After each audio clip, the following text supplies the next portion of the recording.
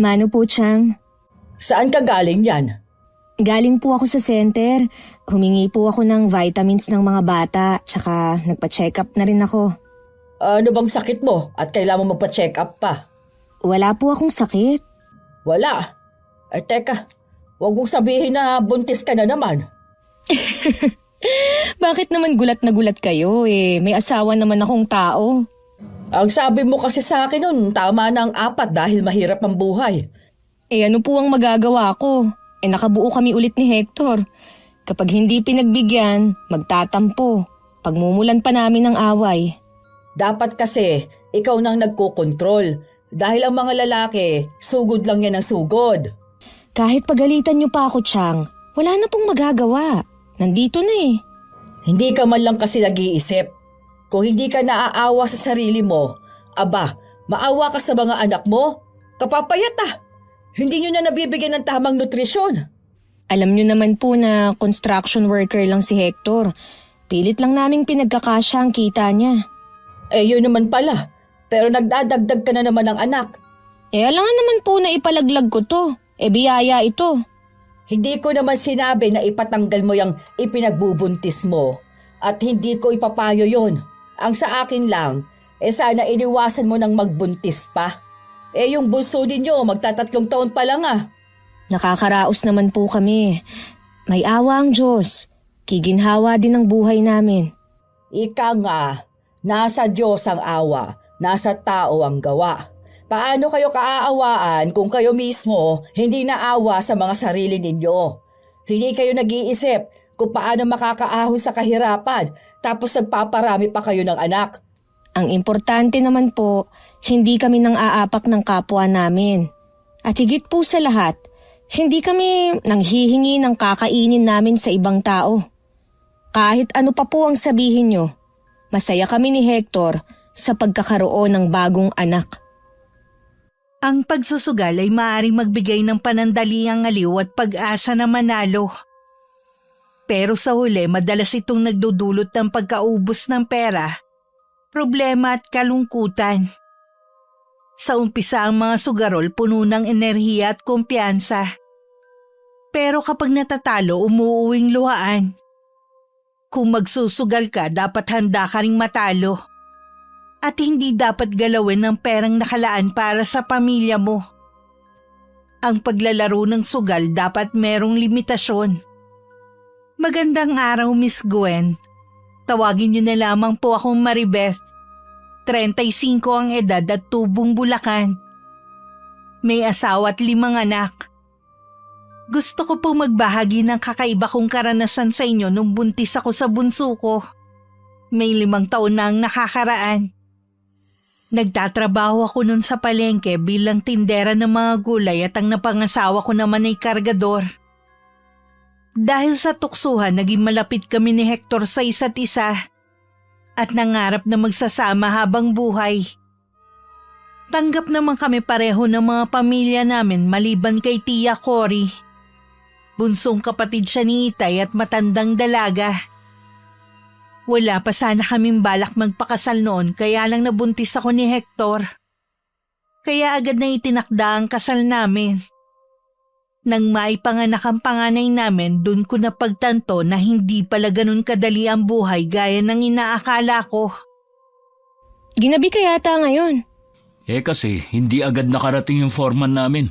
Kaya hindi kami agad nasahuran. Tapos dumaan pa ako sa palengke para bumili ng ulam natin. Anong nabili mong ulam? Isdang papaksiwin at bumili na rin ako ng kanto fried chicken para sa mga bata. Tatawagin ko na ang mga bata para makakain na sila. Wala pa ba sila dito sa bahay? Naglalaro pa sila sa labas Hindi mo dapat hinahayaan na maglaro pa ng ganitong oras sa mga anak natin sa labas. Nandyan lang naman ang mga yon. Hindi naman sila lalayo. Alam mo naman na delikado na ang panahon ngayon lalo na sa mga bata. Ang iingay kasi kanini, kaya pinalabas ko muna. Teka, tatawagin ko lang. Jing! Vida! Janicel! Justin! Umuwi na kayo! Nandito na ang tatay nyo! Kaya ako nag-aalala, sa kabilang barangay kasi may napabalita na may mga nawawalang bata na naman. Sa susunod hindi ko na sila palalabasin ng ganitong oras. Oh, ayan na pala sila. Ay naku, pawis na naman. Magpalit nga muna kayo ng damit bago kayo kumain. Sumunod agad kayo ha, para hindi na magalitan nanay nyo. Ipapaksiw ko lang yung isda. Ay, magpapahinga lang muna ako. Ang sakit ng katawan ko eh. Siya nga pala. Lumabas na yung mga kasali sa 4-piece kanina. Nandun ang pangalan ko. Ha, talaga? Mabuti naman kung ganun. Dapat lang naman na tayo ang kasali, hindi yung mga bato ang mga bahay. Huwag ka nang maghimutok dyan, Hector. Ang importante, kasali na tayo. Kahit papano, makakatulong yun sa mga bata. Oo nga, magsisipag din ako lalo ngayon na buntis ka. Hindi ko pala naikwento sa'yo. Napagalitan na naman ako ni Tia Cory. Bakit daw nagpabuntis na naman ako? Ano bang pakialam niya? Yun na nga Mga magulang ko nga, walang sinasabi Siya naman kuda ng kuda. Wala naman siyang ambag sa pamilya natin. Noon pa kasi, ayaw niya na sa akin eh. Wag mo na lang siyang pansinin. Bala ko na nga lang din siyang iwasan Ayoko kasi na tuwing magkikita kami, lagi niya akong pagagalitan. Baka siya pa ang mapaglihihan ko. Maging kamukha pa niya ang anak natin. Huwag naman sana, baka pati ugali makuha. Hanggang ngayon, palaisipan pa rin sa akin kung bakit mainit ang dugo ni Tia Cory sa asawa ko. Makita pa lang niya si Hector, nag-iiba na ang mood niya. Mabuti na lang kahit ganun siya, pinakikisamahan pa rin siya ni Hector ng maayos. Yun nga lang ayaw ng asawa ko na pumunta sa mga okasyon na nandun ang tiyahin ko. Mula rin nung nakakatanggap na ako ng 4-piece kahit papano gumaan ang buhay naming mag-anak. Hindi na ako kinakapos sa pagbibigay ng baon sa 3 naming anak. Hindi lang namin inaasahan na magbabawas ng trabahador sa pinapasukan ni Hector. At isa siya sa mga natanggal. Marami na kasi silang helper at mas pinili ang kadikit ng foreman na maiwan. Oh, Chang, kayo po pala. Napadalaw kayo. Si Maribeth, Kasama po ni Normita, may nilalakad lang po. balita ko wala ka na raw trabaho. Ay, wala na nga po. May 1 linggo na nga po eh. Oh, bakit hindi ka pa naghahanap ng trabaho? Ano pang hinihintay mo? Ang pumuti ang uwak? Naghahanap naman po ako eh. Wala pa nga lang mahanap. May ginagawang malaking bahay malapit dito Bakit hindi ka magpatulong kay Erning na ipasok ka ron? Nagtanong na po ako. Ang baba naman po ng sahod eh. Aba Hector, 4 ang anak mo at buntis pa ang asawa mo. Sa panahon ngayon, hindi ka na po pwedeng mamili ng trabaho. Buti sana kung nakatapos ka. Hindi naman po ako namimili. Gusto ko lang naman yung katulad ng sahod ko sa dati kong pinapasukan. Kaya lang, ayoko dyan dahil hindi man lang umabot sa minimum mga look na sahod. Baka naman tinatamad ka na magtrabaho dahil meron kayo natatanggap sa 4-piece. Naku Chang, hindi ko po pinag-iinteresan yun. Para sa mga bata yun. Mabuti na yung malinaw. Baka sakaling tumaba na ang mga apo ko at magkaroon ng maayos sa damit. Hindi yung papasok sa eskwelahan na walang almusal at naninilaw ang mga suot na uniforme. Maayos ko naman pong tinataguyod ang mga anak ko eh. Kumakain sila ng 3 beses sa isang araw. Sigurado ka ba dyan, ha? Iba yatang nakakarating sa akin Kung sino man po nagkukwento sa inyo, naninira lang yun. Basta ako, naniniwala sa taong yon. Bakit ka nagkakamot ng ulo dyan? May balakubak po kasi ako kaya nangangati ang ulo ko. Magpalit ka ng shampoo. Yun lang ang solusyon dyan. Chang, baka gabihin po nang uwi si Maribeth. Ipinagtatabuyan mo na ba ako, ha? Ay, hindi naman po. Baka kasi may gagawin pa kayo sa inyo. Alam ko naman kasi na abala kayong tao O siya, aalis na ako. Pakisabi na lang kay Maribeth na dumaan ako. Hindi na kasi siya nagagawi sa bahay Sige po, Chang. Ingat po kayo sa pag-uwi Ay, grabe talaga magsalita ang matandang yun. Ay, kaya siguro tumandang dalaga. Hindi ko rin nagustuhan ang mga sinabi ni Tia Cory sa asawa ko.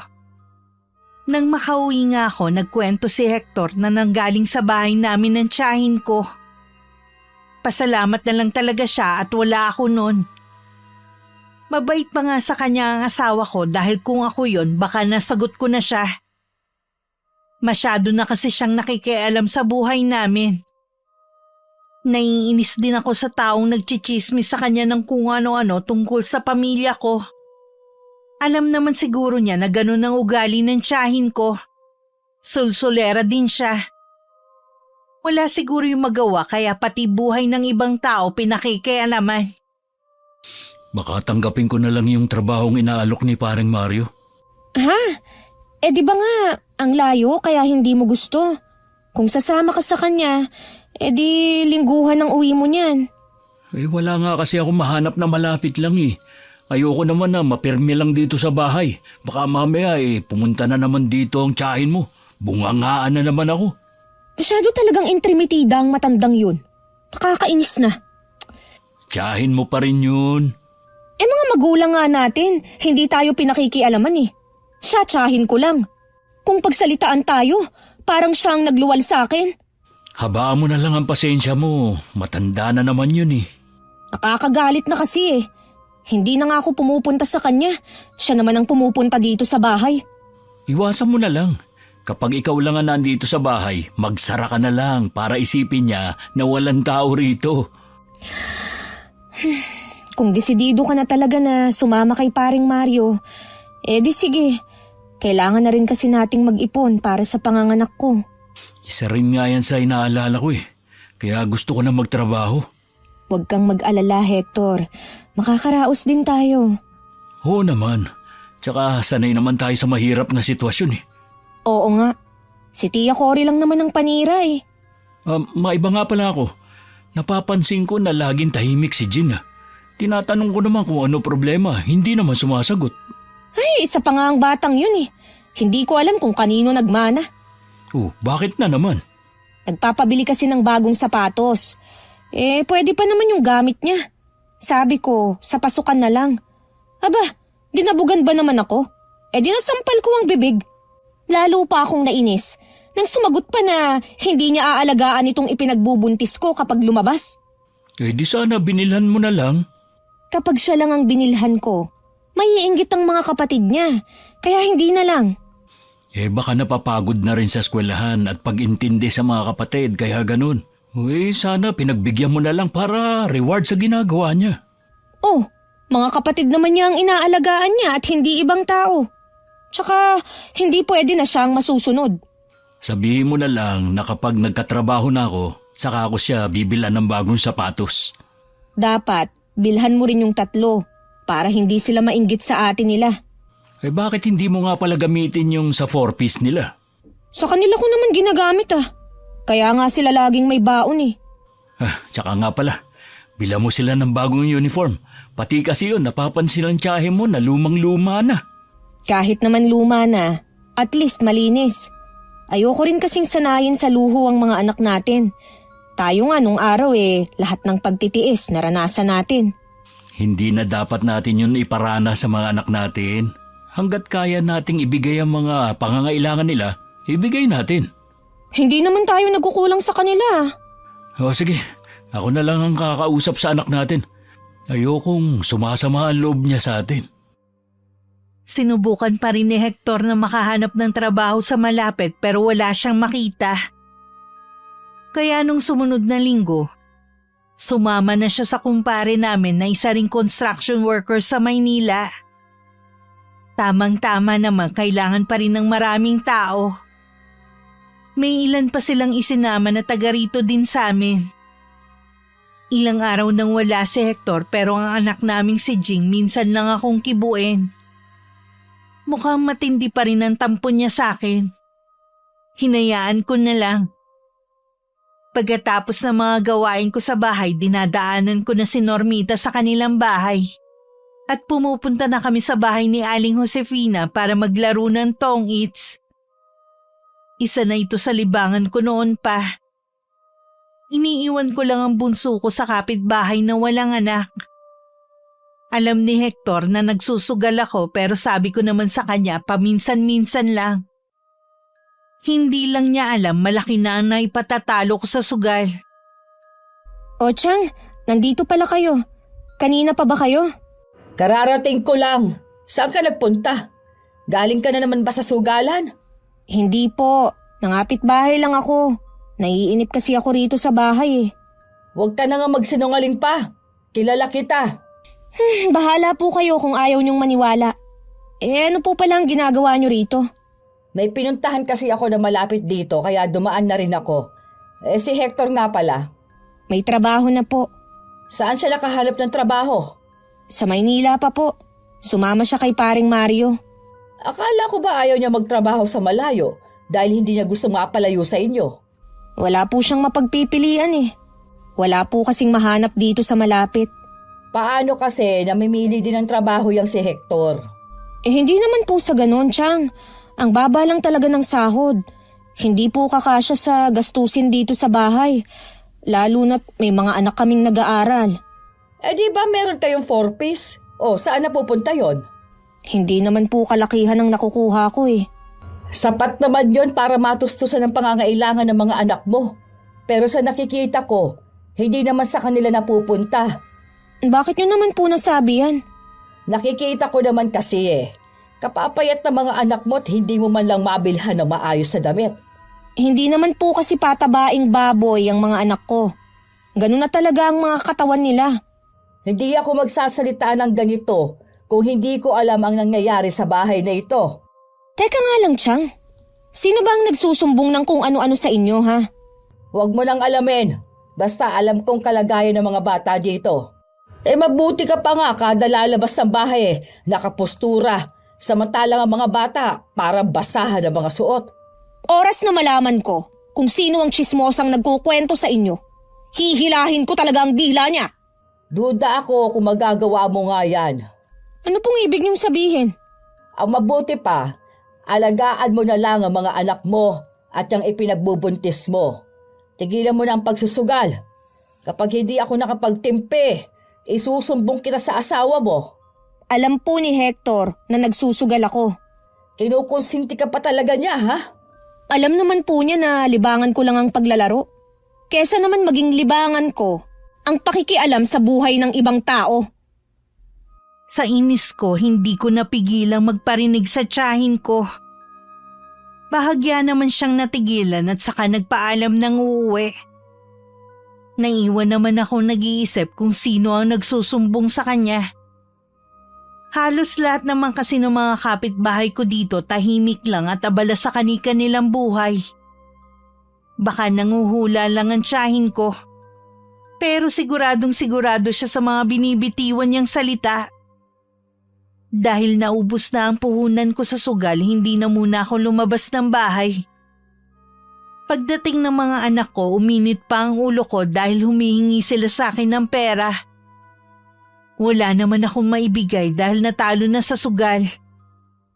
Lalo pang uminit ang ulo ko nang sagutin na naman ako ni Jing. Nasa kanila naman daw yung pera sa 4-piece pero pinapatalo ko lang daw sa sugal. Wala kang karapatan na pagsalitaan ako ng ganyan. Anak lang kita. Doon nga kayo sa labas. Lalo nyo lang pinapainit ang ulo ko. Nagmamadali naman lumabas ang mga to. Nakonsensya naman ako dahil nasigawan ko na naman ang panganay ko. Hindi ko na kasi napigilan ng sarili ko. Isa pa sa napansin ko, madalas na niya akong pagdabugan at sagot-sagutin ng pabalang. Kung ang mga kapatid niya excited na sa magiging kapatid nila, siya naman parang naiinis pa. Kaya naman nang dumating si Hector, sinabi ko na ang mga napapansin ko sa panganay namin. Hindi naman niya yung binigyan ng pansin. Baka daw nagseselos lang ito. Pero hindi ako kumbinsido dahil hindi naman siya ganun sa iba niyang kapatid. Kinausap pa rin naman ito ng asawa ko para malaman ang saloobin nito. Mas nagsasabi kasi sa kanya ang anak namin kesa sa akin. Anong sinabi ng anak mo? Tama ka nga, hindi selos ang dahilan. Ano ang dahilan niya? Nag-aalala siya na baka kapag nanganak ka, siya na naman ang mag-aalaga. Pagod na raw siya. Grabe naman siya. Akala mo, 24 oras siyang nag-aalaga sa mga kapatid niya. Hindi man lang daw kasi niya nararanasan na makapaglaro noon. Dahil pagdating niya sa eskwelahan, inuobliga mo siya na magbantay sa mga kapatid niya. Natural lang yun. Dahil siya ang panganay. At pinapabantayan ko lang naman sa kanya kapag may ginagawa ako eh. Hindi lang yun ang sinabi ng anak natin. Ano pa ang mga sinumbong niya sa'yo? Nagsusugal ka na naman pala. Akala ko ba ititigil mo na yan ngayong buntis ka na? Hindi naman lagi eh. Naiinip lang kasi ako dito sa bahay kaya nanunood ako. Minsan lang akong umupo para maglaro. Kaya ba wala kang maibigay na pang merienda sa mga anak natin kapag humihingi sila? Minsan lang naman akong walang maibigay eh. Sa kanila naman napupunta ang pera sa porpis eh. Bakit sabi ni Jing, sa sugal lang daw napupunta? Ano ba ang alam niya sa pagbabudget ha? Gusto niya, ibigay ko na lang sa kanya at bahala na siya sa mga gastusin nilang magkakapatid eh. Ang tindi naman niya para paghanapan ako. Baka akala niya, sa kanila lang ang nakukuha ko sa porpis. Para sa buong pamilya yun. Basta tigilan mo na ang pagsusugal mo. Oo na, hindi na. Magmumukmuk na lang ako dito sa bahay. Yan naman ang gusto niyo eh. Ang inaalala ko lang, baka malulung ka sa sugal. Kaya lang naman ako nagsusugal dahil nagbabakasakali ako na manalo. Sabi kasi nila, swerte ang buntis. Naniwala ka naman dyan. Di sana matagal ka nang nanalo. Tuwing buntis ka lagi ka na lang nasa sugalan. Baka naman yan ang pinaglilihihan mo. Grabe ka naman. Sa dami ng pwede kong paglihian, sugal pa talaga? Sa panganay lang kasi natin Pero tuwing buntis ka, lagi kang nasa pasugalan. Naranasan ko pa nga sa bunso natin na dinadala na lang kita ng pagkain dahil ayaw mo nang umuwi. Huwag mo na ngang ipaalala yan. Nahiya ka rin kapag naalala mo. Kaya pakiusap, ihinto mo na ang pagsusugal. Wala namang magandang idudulot yan Paano pa ako makakapagsugal kung wala naman akong pera? Pagkasay mo na lang tong sahod ko. Bumili ka ng mga pagkain ng mga bata para hindi na sila hihingi pagdating sa eskwela. Tumangulang ako pero hindi ko naman siya sinunod. Nang umalis siya, nagsugal na naman ako. Sa pagkakataong yun, sinasama ko na ang bunso ko dahil tumatanggi na ang kapitbahay namin na mag-alaga. Dahil hindi ko naman daw siya binibigyan ng sahod. Mas ayos nga sa akin na isama na lang ang anak ko. Dahil hindi ko na kailangan magmadali sa pag-uwi. Hindi ko alam sa ginagawa ko lalong lumalayo sa akin ang loob ni Jing. Isang araw bumisita na naman sa amin si Tia Cory. Nagkataon na naroon din si Hector sa bahay. Akala ko may sasabihin na naman siyang hindi maganda sa asawa ko. Kaya nagulat ako nang hanapin niya si Jing. Bakit niyo po hinahanap ang anak namin? May gusto kasi akong sabihin sa inyong mag-asawa tungkol kay Jing. May ginawa po bang kalokohan si Jing? Wala siyang ginawa. Mabait ka ang anak mong yun Ano ba ang sasabihin niyo tungkol sa kanya? Bago ko sabihin ang sadya ko, sana pag-isipan ninyong mag-asawa ang alok. Gusto ko sanang kunin si Jing at ako nang bahala sa pag-aaral niya hanggang makatapos siya. Ano po? Bakit niyo naman gagawin yun? Naaawa kasi ako sa bata. Hindi niya magawa at mabili ang gusto niya. Hindi rin niya ma-enjoy ang buhay niya dahil wala na siyang ginawa kundi ang mag-alaga ng mga kapatid. O tapos ngayon, buntis ka na naman. Magtapat nga po kayo, Chang. Siya po bang nagsusumbong sa inyo sa nangyayari dito sa bahay? Naglalabas lang siya sa akin ng sama ng loob. Akala mo naman, inaapi siya dito sa bahay na to O totoo naman kasi ang sinasabi niya Imbes na ikaw ang mag-alaga ng mga anak mo at hayaan siyang kasama ng mga kaibigan niya, siya itong nandito sa bahay. Ikaw ang nasa labas, kasama ng mga kaibigan mo. Baliktad yata. OA naman ang sumbong niya sa inyo. Bihira na nga akong lumabas ng bahay Nakikita ko rin naman ang mga ginagawa mo, kaya hindi mo kailangan magkaila pa. Baka naman kaya gusto nyo na kunin si Jing sa amin para merong mag-aalaga sa inyo kapag uugod-ugod na kayo. Nasa kanya na yon kung tatanaw siya ng utang na loob sa akin. Sa ngayon, gusto ko lang mabago ang kapalaran niya. Ngayon nga, nag-aalaga siya. Baka hindi siya makapasok sa pasukan dahil saktong manganganak ka sa bakasyon. Kahit ano pa po ang sabihin nyo, hindi ko ibibigay ang anak ko. Iba pa rin ang pag-aalaga ng isang ina sa mga anak niya. Pag-aalaga ba ka mo? Hindi mo ka maalagaan ang maayos sa mga anak mo. Ni wala silang maayos na gamit. Bihira lang may baon sa eskwela. Hindi totoo yan, Chang. Nagpapaawa lang sa inyo si Jing. Kita naman sa katawan eh. Mawalang galang na po sa inyo, Chang. Hindi po kayo pwedeng basta na lang pupunta dito at sasabihin na kukunin niyo ang anak namin. Sana naisip niyo naman ang mararamdaman namin. Puro na lang mga sarili ang iniisip ninyo. Paano naman ang mga anak ninyo? Huwag po kasi kayong maniniwala sa mga sinasabi ni Jing. Hindi po siya kinakawawa dito. Bakit hindi ka magtanong sa mga taga rito kung anong ginagawa ng asawa mo kapag umaalis ka? Tanungin mo sa tindahan ni Aling Dulce kung gaano na ba kahaba ang utang ninyo dahil doon kumukuha ng baon ang mga anak ninyo. Mabuti pa po, Chang. Umalis na lang kayo. Ginugulo niyo ang tahimik naming buhay eh. Iba na lang ang ampunin niyo. Huwag ang anak namin. Pag-isipan niyo pa rin ang sinabi ko. Wala akong ibang iniisip kundi ang kapakanan ng anak ninyo. Mabuti naman umalis na siya. Totoo ba ang sinabi ng tiyahin mo? Ha? Lulong ka na naman ba sa sugal? Naglilibang ako, pero hindi ako lulong. Ganyan din ang sinabi mo sa akin noon eh. Huwag mo nang dagdagan ng inis ko, ha? Nasaan ba ang Jing na yon? Sumusobra na talaga siya. Huwag mo na muna siyang kausapin. Baka mamaya magtalo lang kayo. Kaya siguro malakas nang sumagot-sagot ang batang yon dahil may kakampi siya. Nakikita ko naman kasi na nahihirapan na ang anak natin eh. Mula noon, hindi ko man lang siya nakita na nakipaglaro sa ibang bata. Lagi lang sa mga kapatid. Nag-aalala siguro siya na baka kapag nanganak ka, siya na naman ang mag-aalaga. Huwag siyang mag-alala. Hindi ko papaalagaan sa kanya ang magiging kapatid niya. Hindi ko rin pahahawakan sa kanya. Sabi mo lang yan sa ngayon. Anong gusto mong mangyari ngayon, ha? Papayag na lang ba tayo na kunin siya ni Chang? Kakausapin ko muna ang anak natin. Aalamin ko kung gusto ba niya sa kanyang lola Oren. Paano kung gusto niya dun? Papayagan mo naman. Bakit hindi? Lola naman niya yun. At saka nandyan lang naman ang bahay ni Chakori. Hindi ako papayag. Bakit ayaw mo? Dahil ba wala ka ng katukatulong dito sa bahay? Ano bang sinasabi mo dyan? Para ka nang si Tia Cory magsalita, ah. Kapag nakausap ko ang anak natin at gusto niya sa lola niya, hayaan na muna natin. Kapag namiss naman niya tayo at ang mga kapatid niya, siguradong babalik siya sa atin. Kinausap nga ni Hector ang anak namin. Doon nga daw muna siya sa bahay ng tiyahin ko. Tutol pa rin ako pero pinayagan na siya ng ama niya kaya wala na rin ako nagawa. Napapaisip din ako kung bakit ganito na ang mga kabataan ngayon.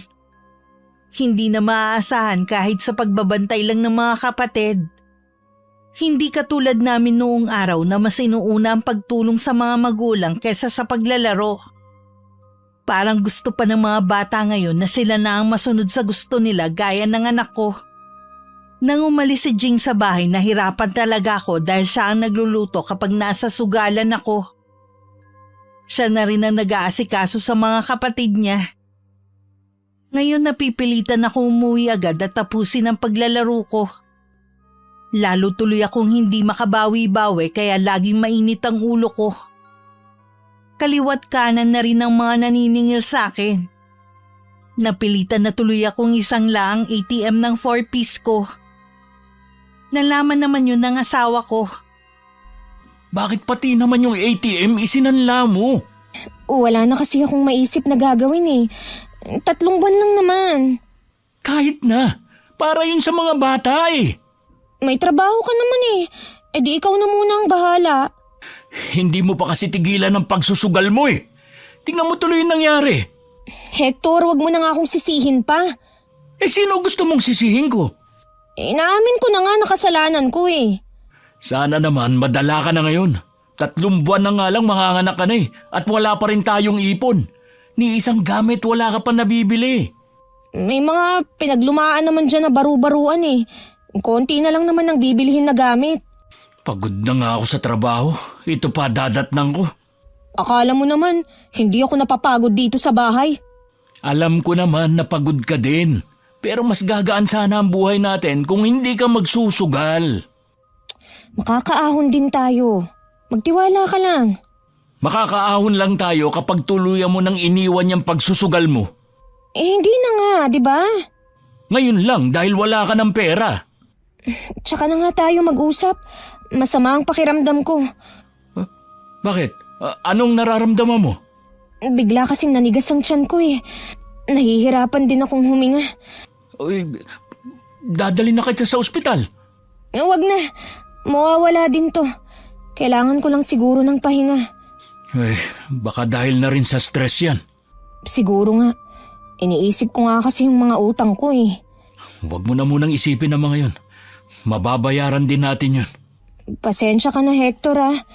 Pati tuloy ikaw, binigyan ko ng alalahanin. Pasensya ka na rin kung nagalit ako sa'yo. Ikaw na muna ang bahala sa mga bata. Magpapahinga lang ako. Sige, maiwan na muna kita ha. Dadalan na lang kita ng pagkain mo. Sa kabila ng mga nangyari, ang laman pa rin ng isip ko kung paano ako makakabawi. Hindi ko nga lang alam kung kanino pa ako hihiram ng perang pangsugal. Malakas talaga ang kutob ko na mananalo na ako sa susunod. Sabi kasi nila swerte daw ang buntis sa sugal. Totoo naman, dahil nung mga una lagi ako nananalo. Ewan ko ba kung bakit nung huli sunod-sunod na kamalasan naman ang naranasan ko. Para bang may nagdala ng malas. Nang mga sumunod na araw, nasa bahay lang ako. Nag-iisip kung kanino ako pwedeng mangutang ng pampuhunan. Bigla naman dumating si Normita at niyayaya akong mag-tongits. Namomroblema nga ako ngayon eh, kung saan ako kukuha ng pera. Ilang araw na akong nandito lang sa bahay. Naiinip na talaga ako. May alam ako na pwede mong utangan. Yun nga lang ang taas niyang magpatubo. Naku, hindi na. Baka palayasin na ako ng asawa ko dito sa bahay. Paano ka makakabawi niyan?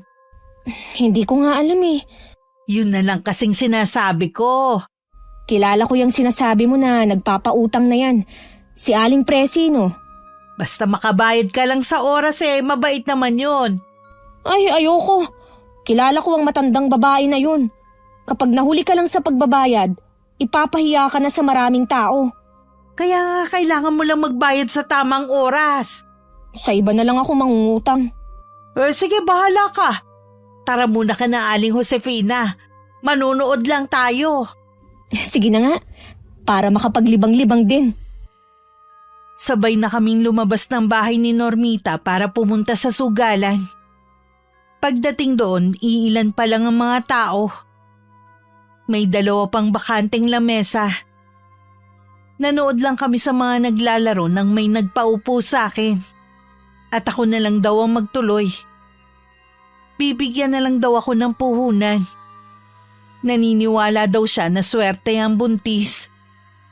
Abot tenga naman ng ngiti ko na sumulya pa ako kay Normita. Naupo na ako at excited na binalasa ang baraha. Noong una ako na ang nananalo. Pero habang tumatagal, pasama ng pasama ang nakukuha kong baraha. Sunod-sunod ang talo ko.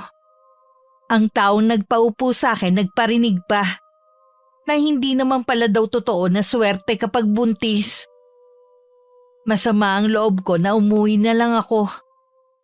Nagpaiwan naman si Normita. Habang daan, nakasalubong ko naman si Tia Cory. Galing ka naman sa sugalan, ano? Kailan ka ba talaga magtitino, ha? Pwede po ba, Chang? Huwag na kayong makialam sa akin. Nagmamalasakit lang ako sa'yo. Akala mo yata, hindi ko alam na pati ang ATM sa 4-piece isinangla mo na dahil dyan sa bisyo mo.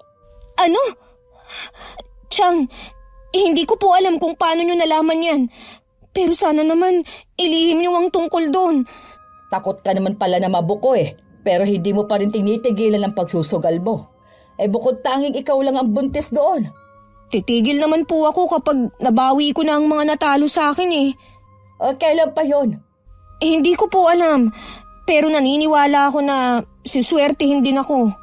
Kapag hindi ka pa tumigil sa ginagawa mo, Isusumbong na kita sa mga magulang mo. O di sige, magsumbong kayo. Diyan naman kayo magaling eh. Ang pakialaman ng buhay ko. Para din naman sa kabutihan mo ang ginagawa ko. Lagi namang ganyan ang sinasabi niyo sa akin eh. Bakit ang mga kapatid ko hindi niyo pinakikialaman? Dahil mas maayos ang buhay nila, hindi katulad mo na walang direksyon. Sus, akala niyo naman napaka-perpekto ng buhay niyo. Maaaring hindi. Pero hindi naman katulad ng buhay na meron ka ngayon. Baon sa utang. Hindi maibigay ang gusto ng mga anak at sugarol. Oo, tama naman lahat ng mga sinabi niyo. Pero may nakalimutan pa kayong idagdag. Kahit ganito ako, hindi ako nakikialam sa buhay ng ibang tao. Hindi gaya niyo. Balang araw, maiisip mo ring tama ang lahat ng mga sinabi ko sa'yo. Ibalik niyo na nga lang sa amin ang anak ko. Baka nilalaso na ninyo ang utak ng bata eh. Maayos na ang kalagayan ng anak mo sa akin. Kung makikita mo siya, hindi mo iisipin na siya si Jing. Tandaan niyo po ito. Iba pa rin ang pag-aalaga ng isang ina. Hindi niyo ako maiintindihan dahil wala naman kayong anak.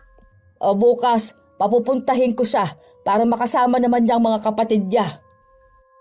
Lalo tuloy na dagdagan ng inis na nararamdaman ko dahil kay Tia Cory. Minsan naiisip ko na baka siya nagdadala ng kamalasan sa akin. Umuwi na lang ako sa bahay. Pagdating ko, nadatnan ko na ang 2 bata.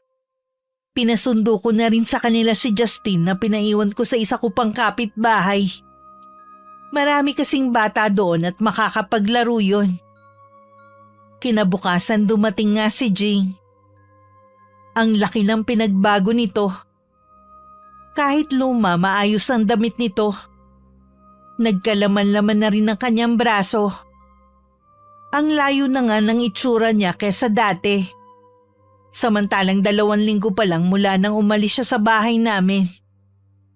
Kahit si Hector hindi makapaniwala. Magaling pala talaga mag-alaga si Chakori. Tumaba sa kanya si Jing eh. Pataba naman siya nung nandito ah. Pero hindi katulad ngayon. Doon kasi, wala siyang kaagaw sa pagkain. Dito kasi, marami sila. Kapag ganyan na nakikita ko sa anak natin, okay lang sa akin kung doon muna siya sa tiyahin mo. Hindi naman pwede yun. Anak natin siya. Dapat lang na kasama natin siya dito sa bahay. Hindi mo ba kaya magsakripisyo alang-alang sa kabutihan ng anak natin? Ayos lang ba sa'yo na maayos ang buhay niya sa tiyahin ko? Samantalang ang mga kapatid niya dito, nagtitiis lang kung anong meron dito sa bahay? Hindi naman kasalanan ni Jing yun eh. Binigyan na nga kasi tayo ng pagkakataon na kahit papano guminhawa mga anak natin, sinanla mo naman ang ATM. Uungkatin mo na naman ba yan, ha? Hindi pwedeng hindi maungkat ang ginawa mo. Inamin ko na nga ang kasalanan ko eh. Huwag mo naman sanang laging ipaalala ang pagkakamali ko. Hindi ka naman nagbabago eh. Lagi ka pa rin nasa sugalan. Sabi ng mga anak natin, minsan daw inuumaga ka na. Minsan lang naman nangyari yun. Maliban sa alam mo na iligal ang pasugalan na yun, hindi mo man lang iniisip na buntis ka. Paano kung marid ang lugar na yun, ha? Mag-isip ka nga, Maribeth. Hindi tatagal ang pasugalan na yun kung hindi protektado. Sinabi ko na yun sa'yo, di ba? Kung hindi lang sa mga anak natin, iniisip ko na hindi na umuwi dito eh. Ngayon mo pa talaga sinasabi yan? Kung kailan maglilima na ang anak natin? Ayaw mo kasing makinig sa akin eh. Nakikinig naman ako sa'yo ah. Gagawa ko ng paraan para mabayaran mo lahat ng utang mo sa mga tao at para mabawi mo yung ATM. Saan ka naman kukuha ng pera? 2 alagang baka kasi ang naibenta ng kapatid ko. Susubukan kong manghiram sa kanya. Kay Kuya Arnel ka hihiram? Siya lang naman ang alam ko na may alagang hayop eh. Sa kanya nga.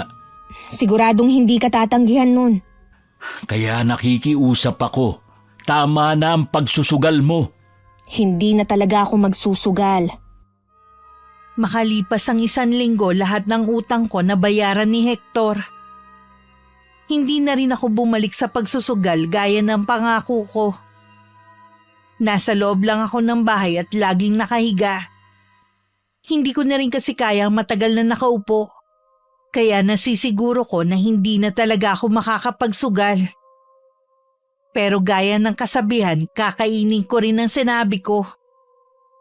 Magpipitong buwan na nun ang tiyan ko nang bumalik na naman ako sa pagsusugal. Mas malala ngayon dahil hindi ko na naaasikaso ang mga anak ko. Dahil doon sinumbong na ako ng tiyahin ko sa mga magulang ko. Kinuha nila ang mga anak ko dahil sa awa. Wala akong ibang sinisisi kundi si Tia Cory. Kahit kasi anong pagmamakaawa ko, ayaw nang ibigay ni nanay sa akin ng mga bata. Tingnan niyo ang ginawa niyo! Binalaan na kita pero hindi ka nakinig sa akin. Anong sasabihin ko kay Hector kapag dumating siya? Eh di ang totoo, na bumalik ka naman sa pagsusugal. Bakit ba kasi ang hilig niyong panghimasukan ng buhay ko? Gusto ko lang naman na maging maayos ang buhay mo. Maayos ang buhay ko. Kayo lang itong nanggugulo. Hindi mo ba nakikitang napapabayaan mo ng mga anak mo? Yung bunso na dapat ikaw ang laging kasama, eh kung kani-kanina mo binibilin para lang makapagsugal ka. Itong tatandaan niyo, Chang. Oras na hindi ibalik ng mga magulang ko ang mga anak namin ni Hector. Hindi kita mapapatawad. Sige lang, sanay naman na ako sa galit mo eh. Pakiusap lang. Huwag ka nang babalik dito. Ayoko na kayong makita kahit kailan. Walang mangyayari sa'yo kung dadaanin mo lang sa iyak. Anong gusto niyong gawin ko, ha? Wala na rin ang mga anak ko. Nung una si Jing ang kinuha mo. Balang araw makakatulong sa inyo si Jing. Kung gusto mong mabuo ulit ang pamilya mo, ipakita mong nagbago ka na sa mga magulang mo. Huwag mo nga akong utusan kung anong dapat kong gawin. Umalis ka na sa bahay ko! Hindi mo ako kailangang ipagtulakan pa. Aalis na ako. Huwag ka nang babalik dito kahit kailan! Ilang beses pa ako nagpunta sa bahay ng mga magulang ko para pakiusapan silang ibalik na ang mga anak ko pero nagmamatigas sila. Sila pa ang nagbanta na kapag ipinilit ko ang gusto ko, kung hindi ako titigil, isusumbong nila sa mga pulis ang pasugalan ni Aling Josefina. Wala akong magawa kundi ang umuwi na lang. Dumating ang araw ng pag-uwi ni Hector. Hinahanap niya ang mga anak namin dahil may pasalubong siya sa mga yon. Bigla na lang ako napaiyak. Oh, bakit ka umiiyak? Tinatanong lang naman kita kung nasa ang mga anak natin ah. Kinuha sila ni nanay nung isang araw pa. Ha? Uy, bakit naman? Hector, kung ano-ano kasing sinumbong ni Tia Cory sa mga magulang ko eh. Kaya kinuha nila ang mga anak natin. Sila na lang daw munang bahala sa kanila. Ang gusto kong malaman kung anong dahilan nila. Napapabayaan kong araw ang mga bata. Magtapat ka nga. Bumalik ka na naman ba sa pagsusugal mo, ha? Eh, hindi naman ako laging nagsusugal eh. Bakit ba ang hirap mong pakiusapan? Hindi mo man lang isinaalang-alang ang mga anak natin. Natural na kapag inuna mo ang pagsusugal, mapapabayaan mo talaga ang mga bata. Eh hindi naman ah. Maghapon naman sila sa eskwelahan. At bago pa sila dumating nandito na ako sa bahay. Magpapahinga lang ako sandali. Susunduin ko na rin ang mga anak natin. Alam ko na galit ka sa akin. Sana naman maintindihan mo ko. Lagi naman kitang iniintindi. Pero sana naman intindihin mo rin ako. Ilang gabi na nga akong hindi mapakali dahil sa mga anak natin eh. Hindi ako sanay na wala sila dito sa bahay. Kaya nga susunduin ko na sila. Huwag ka na umiyak. Makakasama lang yan sa anak natin. Si Tia Cory lang naman kasi ang dahilan kung bakit nasisira ang pamilya natin eh. Hindi na lang siya manahimik sa bahay niya. Huwag mo nang sisihin si Tia Cory. Totoo naman na may pagmamalasakit siya sa mga anak natin. Siguro nakakainis lang ang paraan niya. Basta. Huwag na siyang magpapakita sa akin. Baka dahil sa kanya, papaanak pa ako nang wala sa oras. Huwag mo na lang siyang pansinin. Lalo ka lang may stress eh. Hindi na nga talaga. Pupuntahan ko na ang mga anak natin. Huwag ka na lang sumama. Sana mapakiusapan mo si nanay at tatay. Naging kainip-inip sa akin ng mga sandali. Hindi rin ako makakain dahil sa pag-aalala. Maya-maya ang silip ko sa may labas ng bintana. Dahil din siguro sa sobrang pag-iisip kaya pati tiyan ko naninigas din. 2 oras pa bago nakabalik si Hector. Hindi niya kasama ang mga anak namin. Hector, nasaan ang mga anak natin? Bakit hindi mo sila kasama? Nakausap ko mga magulang mo. Nakiusap sila na dun muna ang 3 bata. Pumayag ka naman. Mas nakakaawa ang mga bata kung ibabalik ko sila rito. Hindi ko rin sila maaalagaan dahil nasa malayo ako. Para mo na ring sinabi na naniniwala ka sa mga sumbong ni Tia Cory. Hindi lang mga magulang mo nakausap ko, pati mga anak natin. Kung kani-kanino mo pala iniiwan ang bunso natin para lang makapagsugal ka. Hating gabi na, hindi pa sila nakakakain dahil nagsusugal ka pa. Yan bang hindi mo pinababayaan? Alam mong delikado ang panahon ngayon. Iniiwan mo sila nang walang kasama dito. Hindi naman lagi. Tigilan mo na nga yung pangangatwiran mo. Hindi ko nga kayang mawalay sa mga anak natin. Pwede mo silang dalawin doon. O kaya, doon ka muna tumira sa mga magulang mo. Ayoko ngang tumira doon. May bahay naman tayo eh. Ayaw mo doon kasi hindi ka na makakapagsugal. Ayaw mong napagsasabihan ka. Kaya nga tayo bumukod eh. Para wala nang makikialam sa atin. Pero pinakikialaman pa rin nila tayo. Hindi na kasi tama ang mga ginagawa mo. Oo na!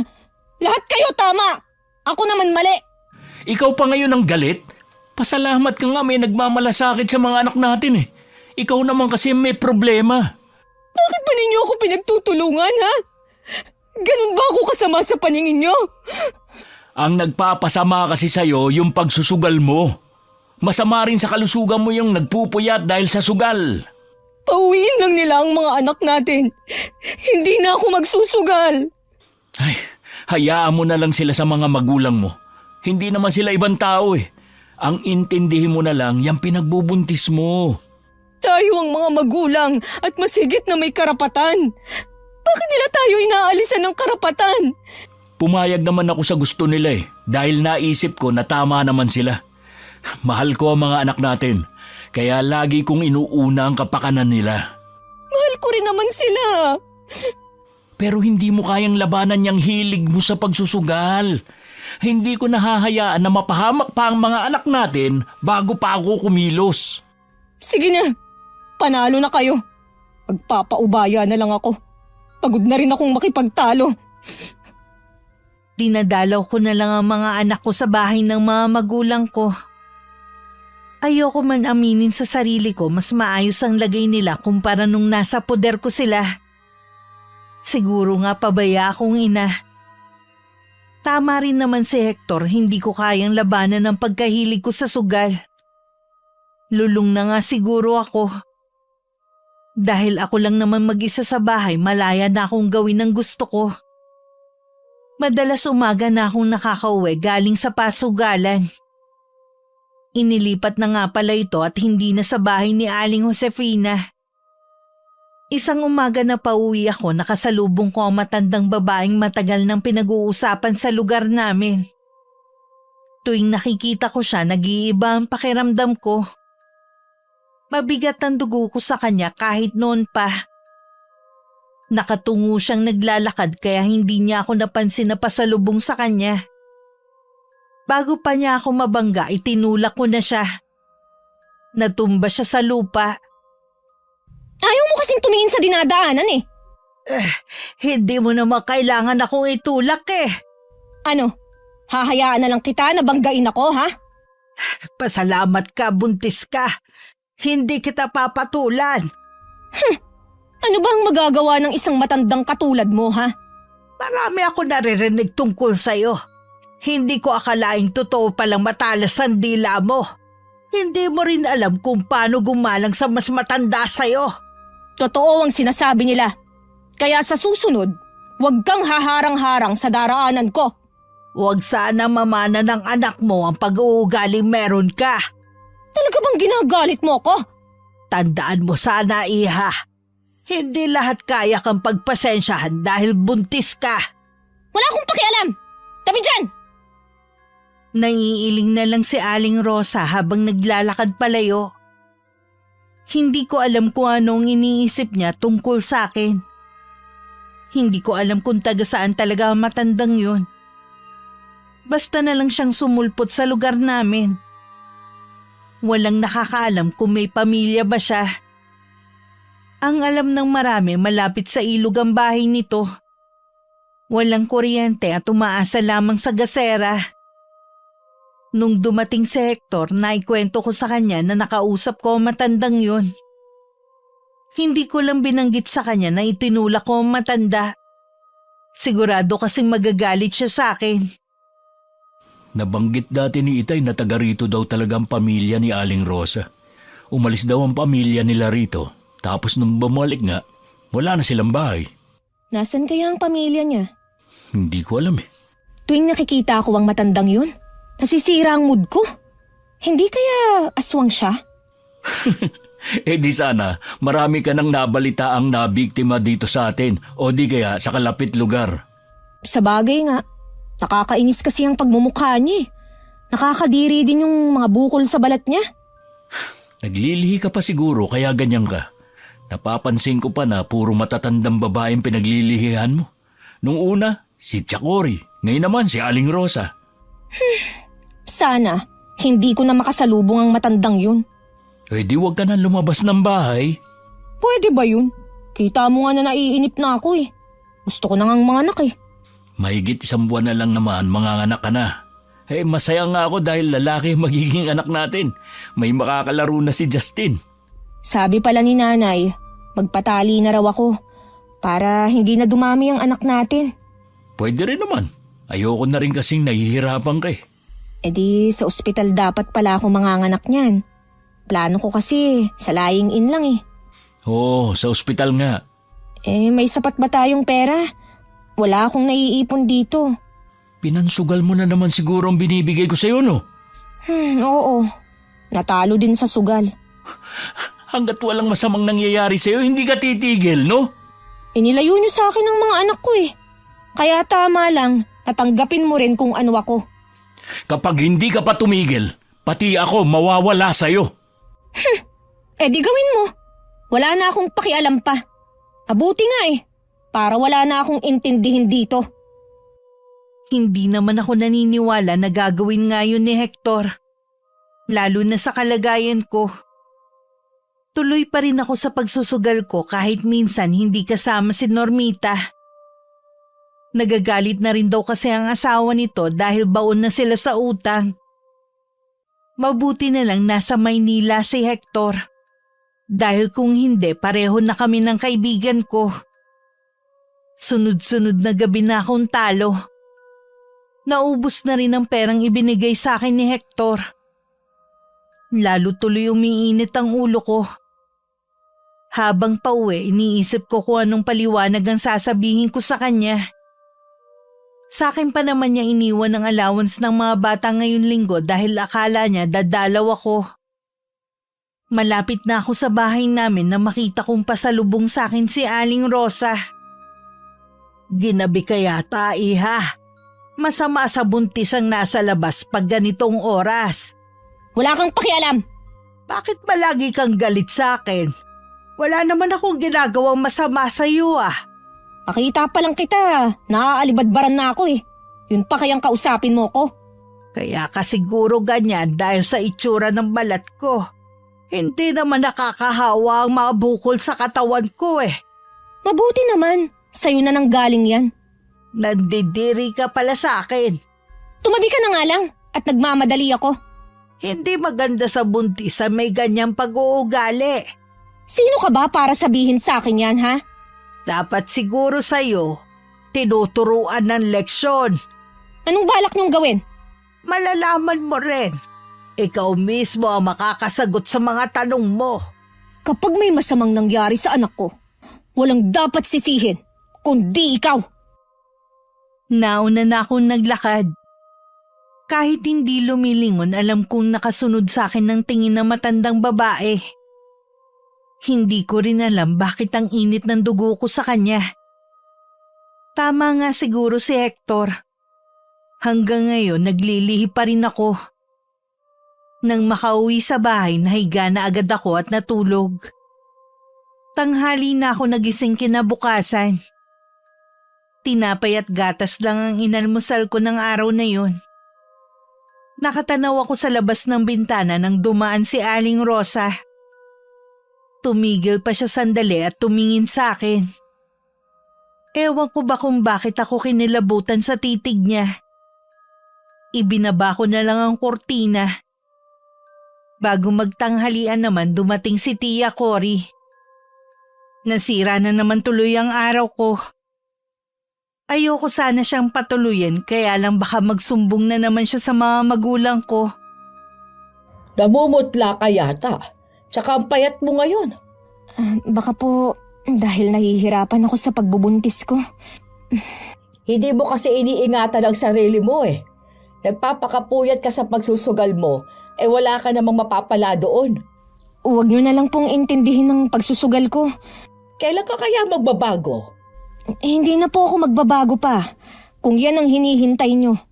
Iba talagang nagagawa ng sugal. Lalong lumala ang ugali mo.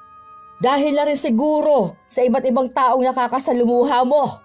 Kung sa tingin niyo nagbago ako, hindi po yun dahil sa bisyo ko.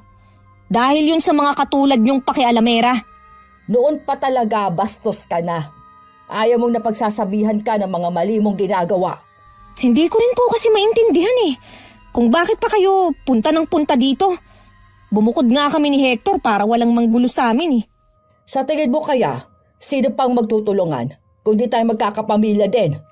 Sa tingin niyo kaya, natutulungan niyo ko sa ginagawa niyong ito sa akin? Huwag mo sanang kalilimutang nasa poder ko ang anak mo. Pareho ko kayong gustong tulungan, pero dapat mo ring tulungan ang sarili mo. Tigilan mo na ang pagsusugal. Bakit ba pinag-iinitan niyo ang pagsusugal ko, ha? Sinisira nga kasi noon ang buhay ninyo. Baka nakakalimutan mo. Baon ka na naman sa utang sa mga kakilala mo. Baka manawa na rin si Hector na bayaran ang mga utang at iwan ka na lang. Ano? Gusto mo ba yon? Hindi po niya ako iiwan. Hindi ka nakakasiguro sa bagay na yan. Pinapanalangin niyo yata na iwan ako ng asawa ko eh. Ang gusto ko nga maging maayos kayo ng pamilya mo. Palibhasa kasi, wala kayong sariling pamilya. Malungkot ang buhay niyo. Kaya gusto niyo, pati ako maging miserable din. Sige, hindi na ako makikialam sa'yo kung yan ang gusto mo. Dapat kasi noon pa eh. Ipagdadasal ko na lang na sana isang araw maliwanagan ka. Pagkaalis ni Tia Cory, tsaka ako naman itinuloy ang naudlot kong ginagawa. Hindi ko alam kung napagod lang ba ako. Bigla kasi akong nahilo. Hahakbang sana ako papuntang kusina nang mapatingin ako sa salamin na nakasabit sa dingding. Napatitig ako sa sarili ko. Hindi ako makapaniwalang ako yon. Napahawak ako sa payat kong mga braso at humpak ng pisngi. Ganito na ba ako kapayat? Kumakain naman ako ah. Huwag naman sanang maapektuhan ng anak ko. Kahit si Hector nagulat sa itsura ko nang makita niya ako nung dumating. Tinitigan pa niya ako ng matagal mula ulo hanggang paa. Parang gusto ko tuloy maiyak. Dahil sa nakikita kong reaksyon sa mukha niya. Ano ba kasi yung pinagagawa mo habang wala ako? Wala. Ayaw mo naman kasing makinig sa akin na doon ka muna sa bahay ng mga magulang mo eh. Mahirap kasi na wala kang kasama dito tapos buntis ka pa. Sinabi ko naman kasi na ayoko nga dun. Ayaw mo kasi hindi mo gustong pinakikialaman ka. Huwag ka namang makulit dyan. Nakapagpa-check up ka na ba? Ha? Oo naman no. Iniinom ko rin ng mga gamot galing center. Mabuti naman. Sa susunod, sasamahan kita na magpa-check up. Paano mo naman ako masasamahan? Nasa Maynila ka lagi. Maliban na lang kung uuwi ka pa dito sa atin. Umalis na ako sa trabaho. Ha? Bakit naman? Nag-aalala kasi ako sa iyo eh. Dito na lang ako sa malapit maghahanap kahit maliit lang ang sahod. Makakahanap ka naman siguro bago ako manganak. Huwag mong intindihin ang tungkol sa gastos ng panganak mo. Nagsabi na ako sa kapatid ko, pahihiramin daw tayo. Ah, talaga? Kailan ibibigay sa'yo ang pera? Kapag malapit ka ng manganak, Bakit hindi pa ngayon? baka magastos daw natin eh. Kaya kapag manganganak ka na, tsaka niya ibibigay sa akin. Masyado namang sigurista ang kapatid mo. Alam niya kasi na nagsusugal ka eh. Pati iba naman sila nakikialam sa pagsusugal ko. Dahil alam nila na walang buti sa taong pagsusugal. Ikaw lang naman ang matigas ang ulo eh. Paano yan? Meron na naman akong bagong utang. Na naman? Wala ka bang kadala-dala, ha? Kaya siguro gusto mo na agad makuha yung pera, no? Kaya nga siguro ako nangangayayat dahil sa kakaisip din. Isanlaw, ibenta na lang kaya natin itong bahay. Kapag nawala itong bahay, saan tayo titira? Pwede naman tayong magpatayo ng maliit na kubo sa lupa nyo. Basta ayokong makikitira. Wala akong balak na ibenta o isanla ang bahay na to. Sa panahon ngayon, mahirap na magpundar ng ari-arian. Ito na nga lang ang meron tayo eh. Paano yung mga utang ko? Problema mo na yun. Bahala ka mag-isip kung paano mo yun mababayaran. Ito na nga ang naisip kong solusyon. Ang ibenta ang bahay na ito. Pagkatapos ano? Babalik ka na naman sa pagsusugal? Kaya hindi pwede. Hindi na nga ako magsusugal eh.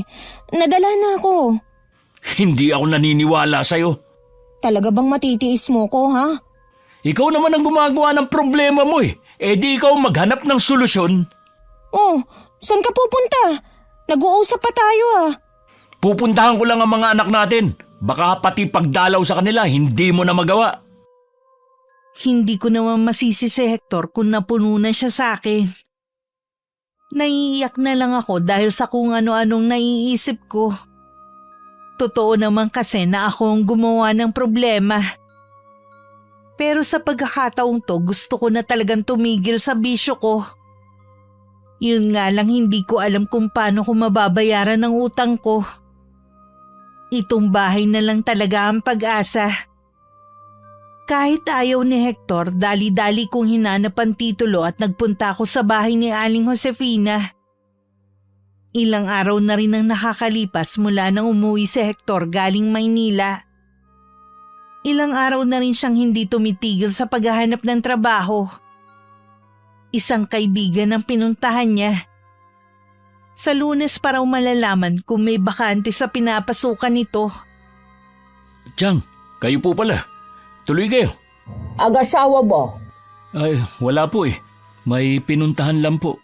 Alam mo ba na may malaking pinagkakautangan ng asawa mo? Ginamit pa ang pangalan ko para makautang. Kanina ko lang nalaman dahil galing sa bahay ang taong inutangan niya na isa ring sugarol. Alam ko po na malaki ang utang niya pero hindi ko alam kung kanino siya may utang. Pambihira talaga yung asawa mo. Kung kailang buntis, tsaka naman nalulong sa sugal. Hindi naman po ako nagkulang sa paalala sa kanya eh. Siya tong matigas ang ulo. May kasalanan ka rin eh. Bakit niyo naman nasabi yan? Kaya siguro nabaling ang atensyon ni Maribeth sa sugal dahil umaasa siyang madodoble ang pera niya. Aminin mo man o hindi, kulang ang sahod mo na ibinibigay sa kanya. Tapos nagpaparami pa kayo ng anak. Tingin mo sa asawa mo, palahi ang baboy. Ano pong magagawa ko kung ito lang po ang sahod ko? Alam mo namang palang maliit lang ang sahod mo, bakit nagparami kayo ng anak? Balak na pong magpatali ni Maribeth. Isasabay na lang po niya sa panganganak. Sana noon pa. Hay nako. Ginagawa ko naman lahat para maitaguyod ang pamilya ko sa marangal na paraan eh. Ito naman kasing pamangkin ko, hindi rin nag-iisip. Kabata-bata pa, nagpabuntis na kaagad. O ayan tuloy ang nangyari sa inyo. Nandito na po ito. Wala na tayong magagawa pa kundi tanggapin na lang. O ano pa nga ba? Magtatagal ba yung asawa mo? Baka po dumating na rin. Sabi niya sandali lang siya eh. Mayroon kasi akong sasabihin sa kanya tungkol... sinong tinitignan mo dyan sa labas? Yung si Aling Rosa po. Aling Rosa? Saan? Mula po nung umuwi ako dito, ilang beses ko na po siyang nahuhuli na kapag dumadaan dito, laging nakatingin dito sa bahay namin. Oh, si Rosa nga. O bakit kaya siya nakatingin dito? Hindi kaya ang asawa mong sadya niya? Hindi ko nga po natatanong si Maribet eh. Misteryosa ang matandang yon. Walang nakaalam kung bakit siya bumalik dito at nanirahan pa malapit sa ilog. Baka nakakahawa ang sakit niya sa balat kaya doon niya piniling manirahan. Ano pa ang alam niyo sa kanya? Wala naman. Tuwing nakikita ko siya sa daan, kinikilabutan ako. Hindi ko alam kung bakit ganun ang nararamdaman ko. Mabigat nga rin po ang dugo ni Maribet sa kanya eh. Sabi ko, wag na lang niyang pansinin. Hindi kaya natarayan ni Maribet ang matandang yon? Kilala mo naman ang asawa mo kapag nagsalita. Walang preno ang bibig. Wala naman po siyang nababanggit na natarayan niya eh. Sana nga. Dahil hindi ko gustong ginagawa ng matandang yon na pasilip-silip dito sa bahay ninyo. Pag-uwi ko ng bahay, naikwento ni Hector ang pagpunta ng tiyahin ko. Nainip na nga lang daw kaya umalis na lang. Hindi na ako nagtanong pa kung anong sadya nito dahil may ideya na naman ako. Nabanggit nga rin yan tungkol kay Aling Rosa. Doon nag-iba ang timpla ko. Ano na naman ang tungkol sa matandang yon? Nakita ko na naman kasi siyang dumaan at sumisilip dito sa bahay natin. Nakita nga rin siya ng tiyahin mo eh. Mabuti na lang pala na umalis ako kanina. Kundi, sirang-sira ang araw ko dahil sa matandang yon at sa tiyahin ko. Tatanda ka rin balang araw. Huwag ka naman magsalita ng ganyan sa mga matatanda. Isa naiirita ako sa kanila eh. Gusto mo bang pagtanda mo, kainisan ka rin? Huwag na nga natin silang pag-usapan pa. Napapagod ako eh. Nagluto na ako. Gusto mo na bang kumain? Mamaya na lang. Gusto ko munang magpahinga. Ang sakit din kasi ng mga binti ko eh. Mahiga ka na lang muna at hihilutin ko yan. Sige nga, para guminhawa naman ang pakiramdam ko. Naglakad ka lang yata eh. Malapit lang naman kasi ang center eh. Akala ko ba sa 1 linggo pa ang check-up mo? Humingi lang ako ng gamot. Parehong binti ba masakit? Oo. Bakit naglabasan naman tong mga ugat mo? Dati naman pag nagbubuntis ka, hindi ganito. Kaya siguro masakit. Para tuloy mga bulate. Ang iitim pa. Hilutin mo na lang. At masakit talaga eh. Sige, relax ka lang muna. Ako na ang bahala. Nakaramdam naman ako ng ginhawa sa ginagawa ng asawa ko na paghihilot sa binti ko. Hindi ko nga namalayan na makakatulog ako. Nagising lang ako sa kalagitnaan ng gabi dahil sumakit na naman ang mga binti ko. Parang pinipiga at dinudurog ang mga buto ko. Sa tindi ng sakit, napasigaw na lang ako. Nagising naman ang asawa ko na nasa tabi ko. Binuksan niya ang ilaw at nakita niya na naliligo ako sa pawis at namimilipit sa sakit. Hinilot-hilot niya ang binti ko. Ilang minuto din bago nawala ang sakit. Akala ko mamamatay na ako sa sakit. Madalas bang sumakit ang binti mo dati? Ngayon lang sumakit to. Iwasan mo na lang siguro na maglakad na malayo. Oo nga, kabuanan ko na rin naman eh. Teka, ikukuha kita ng tubig. Baka nagugutom ka. Kumakalam nga rin ang tiyan ko eh. Hindi ka na kasi nakakain kagabi dahil nakatulog ka na eh. Pakiramdam ko kasi kagabi, pagod na pagod ako. Dadala na lang kita ng pagkain dito. Hindi na, lalabas na rin ako. Anong oras na kaya? 4:00 na ng umaga. Umaga na rin pala. Iinitin ko lang. Ay! Ano yun? Parang may nalaglag na sanga sa bubong natin. Papaanak naman ako nang wala sa oras eh. Mamaya kapag lumiwanag na, titignan ko. Baka sanga ng puno ng kapitbahay natin na nahulog sa bubong natin. Initin mo na ang pagkain at nanginginig na ako sa gutom. Hoy sige, maupo ka lang dyan. Sandali lang naman to eh. Para akong 1 linggong hindi kumain. Naubos ko ang hinain sa akin ni Hector na kanin at ulam. Nakita ko pang napapailing siya habang nakatingin sa akin. Kahit marami na ako nakain, pakiramdam ko gutom na gutom pa rin ako. Inabangan pa niya ang naglalakong pandesal nung umagang yun. Pagkatapos ko nga mabusog, isinuka ko naman lahat ng kinain ko. Nangihina ako pagkatapos, kaya nahiga na lang muna ako. Si Hector naman umakyat ng bubong namin para tingnan ang bagay na nahulog. Pero wala naman siyang nakita kundi puro tuyong dahon. Napapakamot na lang sa ulo na bumaba siya at sinabi niya sa akin na wala nga siyang nakita. Pareho tuloy kami nagtataka kung anong bagay ang bumagsak sa taas ng bubong kanina. Natatakot ako. Baka kung ano na yun. Huwag kang matakot, baka pusa lang yun. At saka nandito naman ako eh. Hindi kita iiwang mag-isa. Hector, hindi mo maiaalis sa akin ng matakot.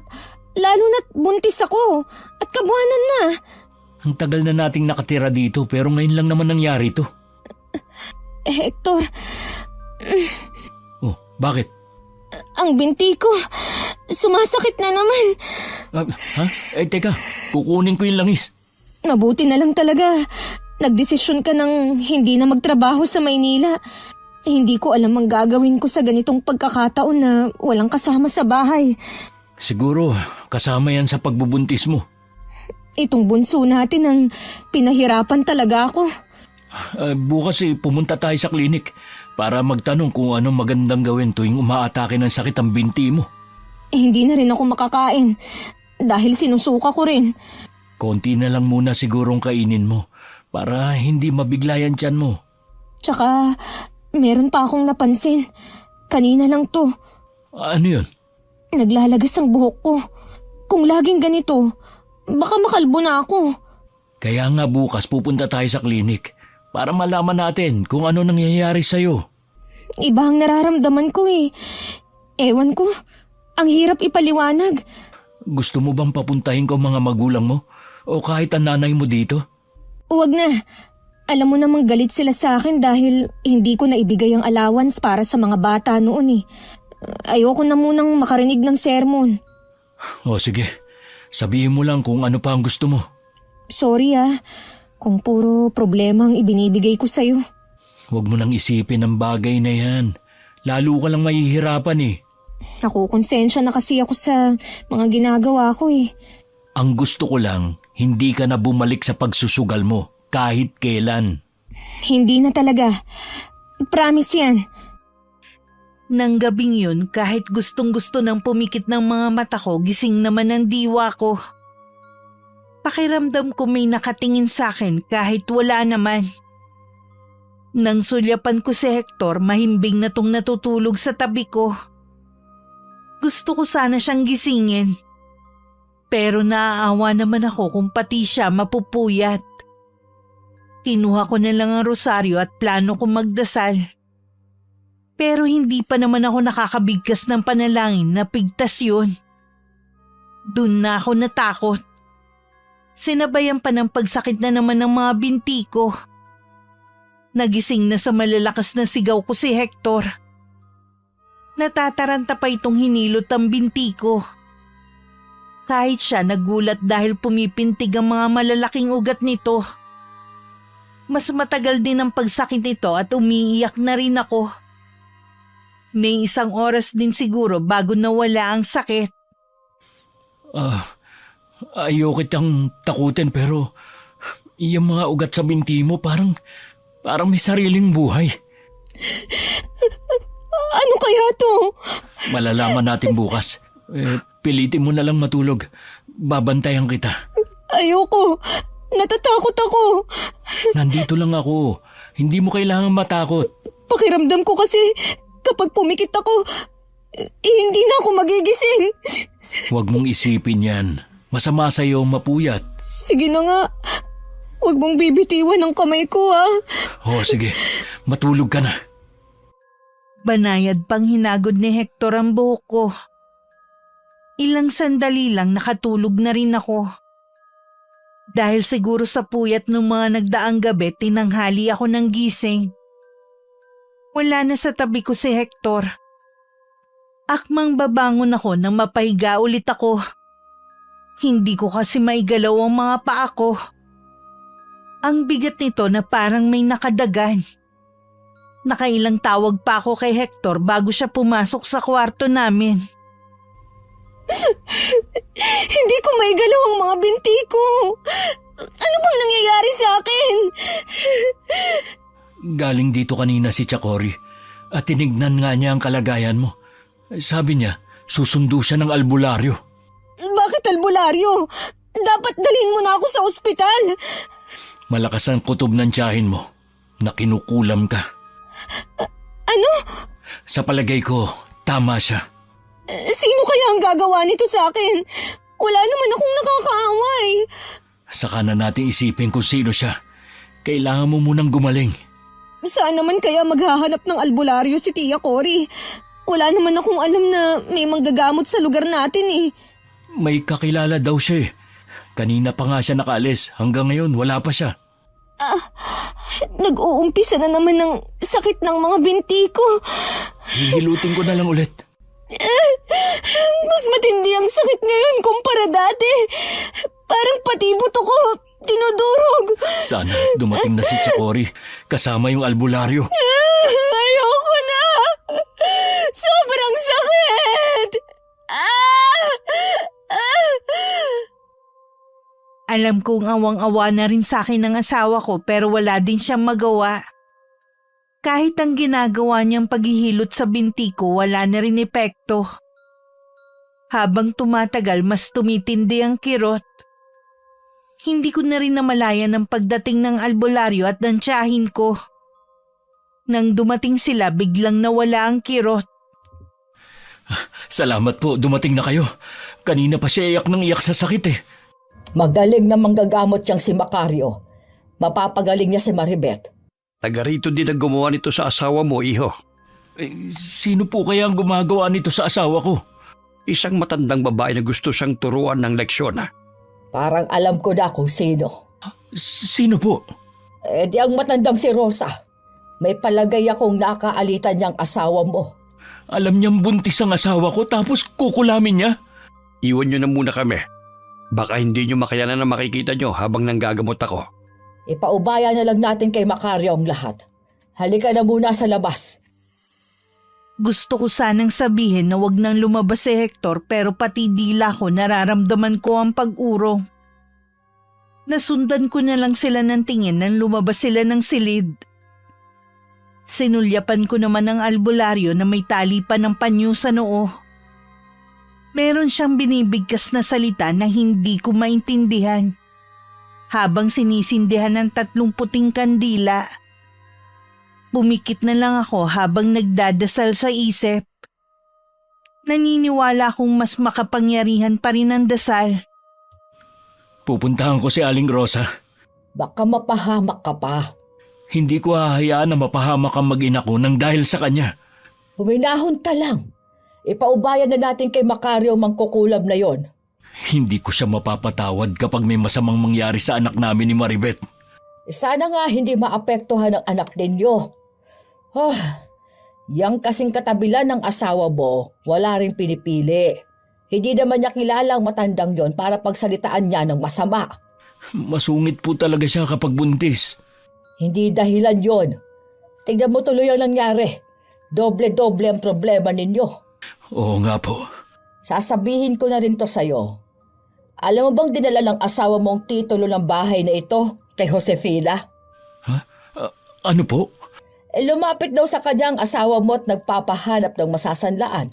Nabanggit nga po niya na gusto niyang ibenta ang bahay na ito. Pero hindi ako pumayag. Huwag ka mag-alala. Nasa akin na ang titulo. Dadalhin ko na lang sa ibang araw. Ako na rin ang bahala sa utang ng asawa mo. Kung ganun sa inyo na muna ang titulo namin. Hindi ko kailangan yon. Babayaran ko utang ng asawa mo at bahala na kayo kung paano ninyo ako mababayaran. Maraming salamat po. Ang akala ko talaga Na masama ako? Ganito lang ako magsalita. Pero nagmamalasakit ako sa inyo at sa mga anak ninyo. Alam ko na ngayon na mabait kayong tao. Kailangan ba talagang umabot ng ilang taon bago nyo yan malaman? Lagi kasi kayong masungit nun Lalo na sa akin.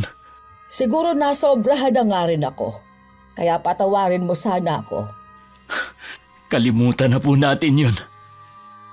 Nang muli ako nagmulat ng mga mata, nagdadasal pa rin ng albularyo sa wikang banyaga. Sa mga oras na yun, gumagaan na ang pakiramdam ko. Masakit pa rin ang mga binti ko pero hindi na ganun katindi.